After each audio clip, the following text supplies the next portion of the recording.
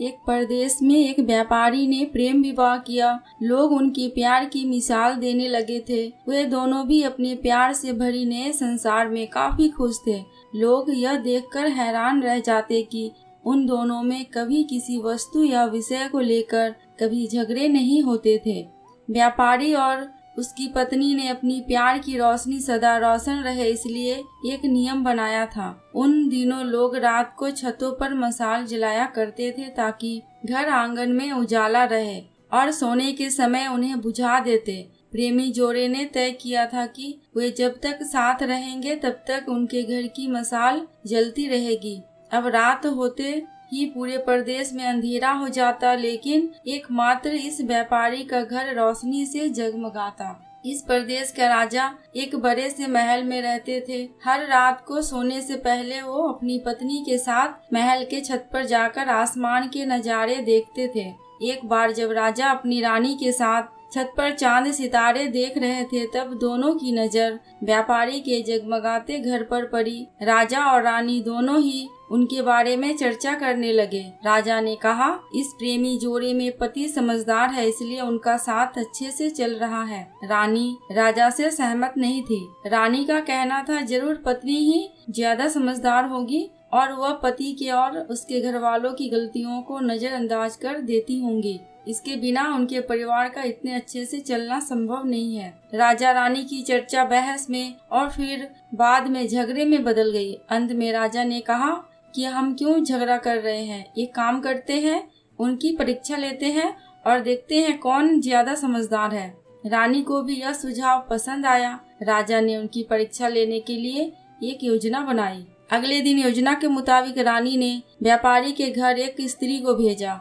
वह स्त्री व्यापारी के पास गई और उससे बोली, मैं तुम्हारे लिए रानी का एक संदेश लेकर आई हूँ। वो स्त्री संकोच करते हुए व्यापारी से बोली कि रानी को तुम बहुत पसंद आ गए हो। अगर तुम अपनी पत्नी को छोड़ दो या उसकी हत्या कर दो तो रानी तुमसे शादी करने के लिए तैयार है।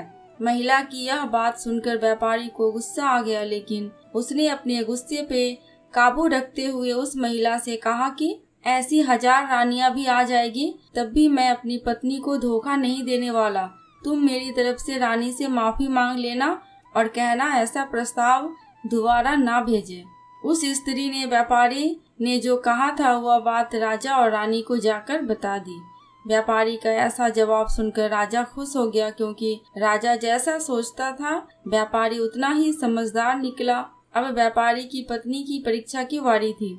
राजा ने एक आदमी को उसके पास भेजा। आदमी ने व्यापारी की पत्नी से कहा, राजा को तुम बहुत पसंद आ गई हो। राजा ने कहा है अगर तुम अपने पति को मार देती हो तो वो तुम्हें उनकी रानी बना लेंगे। आदमी की बात सुनकर पहले तो व्यापारी की पत्नी कुछ भी नहीं बोली। जब आदमी वहाँ से जाने लगा तब पीछे से व्यापारी की पत्नी ने कहा कि आज रात को जब मशाल बुझ जाएगी तो समझ लेना कि मैंने अपनी पति की हत्या कर दी है। राजा के आदमी ने इस घटना का वर्णन राजा और रानी के सामने जाकर किया। राजा को व्यापारी की पत्नी पर काफी गुस्सा आया, लेकिन रानी ने राजा से कहा था कि वह सिर्फ ऐसा कह सकती है, कर नहीं सकती। आखिर वह उनकी पत्नी है और प्रेमिका भी। राजा ने तय किया कि व्यापारी को खतरे में नहीं डालना चाहिए, इसलिए राजा ने अपने कुछ सिपाहियों को आदेश देकर उसके घर के पास खड़ा रहने के लिए कहा।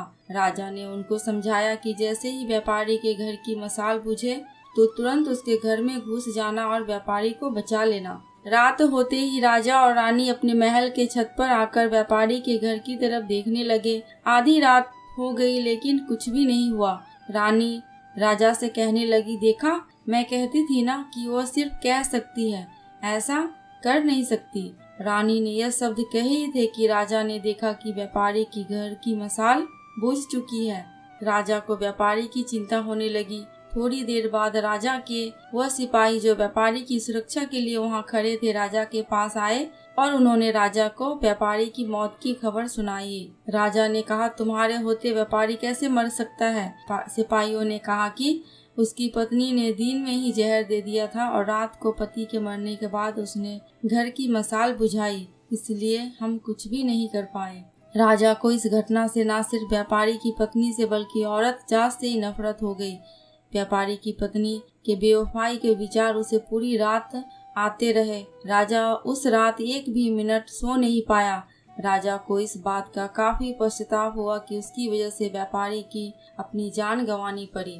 सवेरे राजा ने अपने एक मंत्री को बुलाया और उसे आदेश दिया कि मैं शिकार खेलने जा रहा हूँ। जब तक मैं लौटूंगा इस प्रदेश की सभी महिलाओं को गला काट कर मार देना।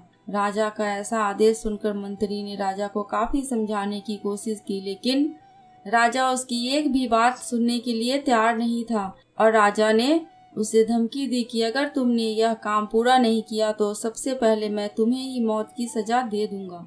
राजा के शिकार पर जाने के बाद मंत्री काफी चिंता में डूब गया। जब मंत्री को कुछ भी नहीं समझ में आ रहा था तो मंत्री सीधे अपने पिता के घर गया, जो पहले राजा के पिता के यहाँ मंत्री रह चुके थे और काफी समझदार भी थे। मंत्री ने अपने पिता को सारी बात बताई। बेटे की बात सुनने के बाद उसके पिता ने उसे कहा कि सबसे पहले तुम कहीं पर छुप जाओ, क्योंकि राजा जब लौटेगा और देखेगा कि तुमने उसका हुक्म नहीं माना है तो वह तुम्हें सजा देगा। मैं देखता हूँ किसी तरह राजा को समझाता हूँ।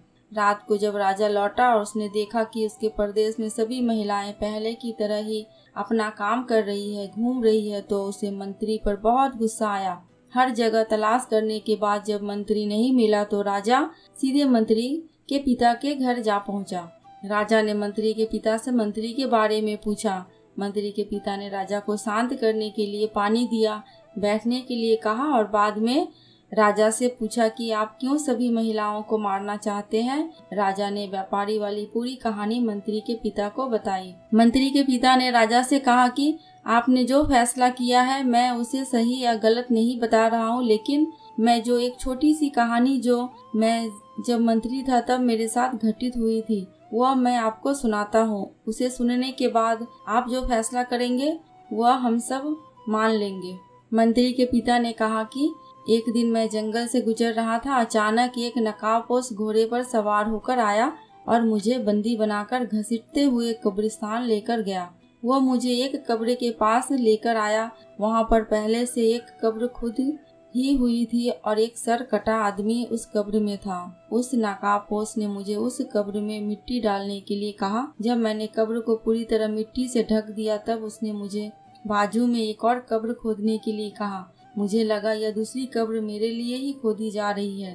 कब्र पूरी तरह तैयार होने के बाद उस नकाबपोश ने अपने चेहरे से नकाब हटाया तो मैं देखकर चौंक गया, क्योंकि वह एक बहुत ही सुंदर महिला थी। उसने मुझे कहा कि तुम डरो मत, यह कब्र तुम्हारे लिए नहीं है बल्कि यह कब्र मेरे खुद के लिए है। अभी अभी जो तुमने इस सरकटे आदमी को दफन किया है वह एक राजकुमार है जिसने मुझे पाने के लिए मेरे पति की हत्या कर दी और मैंने बदला लेने के लिए उसे मार दिया। मैं अपने पति से बहुत ज्यादा प्यार करती हूँ, इसलिए मैं इस जन्म में जिंदा नहीं रहना चाहती और उनके कब्र के बाजू में मरकर दफन होना चाहती हूँ ताकि अगले जन्म में फिर से उनसे मिल सकूं। इतना कहकर उस महिला ने अपनी गर्दन पर चाकू रखकर गर्दन काट ली और उस कब्र में गिर पड़ी।